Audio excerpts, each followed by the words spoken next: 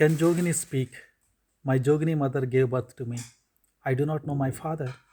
I was born into the Madhika caste. Madhika is my untouchable caste in India.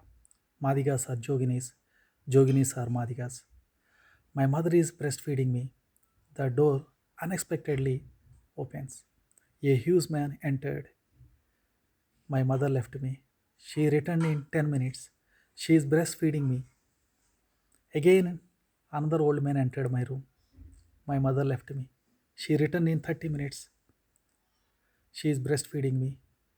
Again, another young man entered my room. My mother left me. She returned in 5 minutes. She is breastfeeding me. Again, another teenager entered my room. My mother left me. She returned in 5 minutes. She is breastfeeding me again and again and again. She leaves me 50 times a day. She is tired, very tired. She is leaving me and coming to me the whole day and night. I am growing by watching many men every day. I started speaking little by little. I am observing that many men are entering my room. I started asking my mother, who are they? She identified them as Casovirius, Casuris, ostriches, and emus. I asked her who they are. She said, they are the most dangerous birds on earth. Our visitors are most dangerous to humans than Casuarius, ostriches, and emus.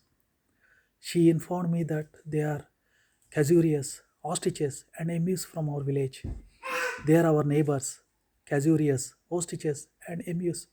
They are our towns, Casuarius, ostriches, and emus. They are our cities, Casuarius, ostriches, and emus. They are our lords. They are our feudal lords. They are our Hindu lords. They are our Brahmin lords. They are our Pandits. They are our Reddis. They are our Ravus. They are our Chaudhris. They are our Naids. They are our Gaudas. They are our Guptas. They are our Rajus. They are our Charis. They are our Mangalis. They are our Chakalis. They are our Hindu lords. They are our Hindu feudals. They are our Hindu society. They are all our casuarias, ostriches, and emus. I did not understand what my mother was telling me. I reached 6 years old. I want to attend school. I asked my mother. She told me we are not allowed to go to school. I asked her why. She told me we are Joginis. I asked her what Jogini was or what Jogini is.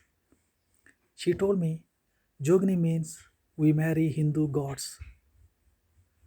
Why should we marry stones? She told me we are forced to marry Hindu deities, Hindu gods. I asked her why and who was forcing us. She told me we are Madhigas. I asked her what Madhiga is. She told me Madhiga means untouchable in India. We are untouchables to Hindus. I asked her if we are untouchables to Hindus, then why are they coming to our home? She told me we are untouchables to marry but touchables to their desires, their lustful eyes. I told her I could not understand. She told me you are very small now, but you will understand soon. She told me we are forced to marry Hindu gods by our Brahmin preachers, and we are forced to sleep with the entire village by our Hindus. I asked her why we should sleep in the village. She smiled and replied, you are small now, but you will understand soon. Days, months, and years are passing. My mother is becoming sicker by day. Our visitors are not allowed to meet doctors. They are not allowing my mother to meet doctor. They are not leaving my mother. They are eating my mother's bones. She is becoming skeleton. I remember my mother calling our visitors Cassoveres, most dangerous birds on earth. My mother is hiding me. Finally, she died. My neighbor shouted, Jogini died, our Jogini died with AIDS. The next day, the Brahmin, the Pandit, arrived in my room with his Reddy Rao Chaudhary Naidu Gowda Gupta. Brahmin asked me to come with them. I went with them. My fellow Madhikas are looking at me pathetically, vulnerably. I saw vulnerability in their eyes. I saw helplessness in their eyes.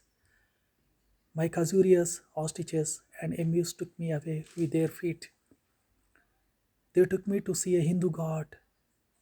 My Pandit, my Brahmin tied me a knot in front of the Hindu gods. He told me I was married now. I am married now. God is my husband. I do not understand his words.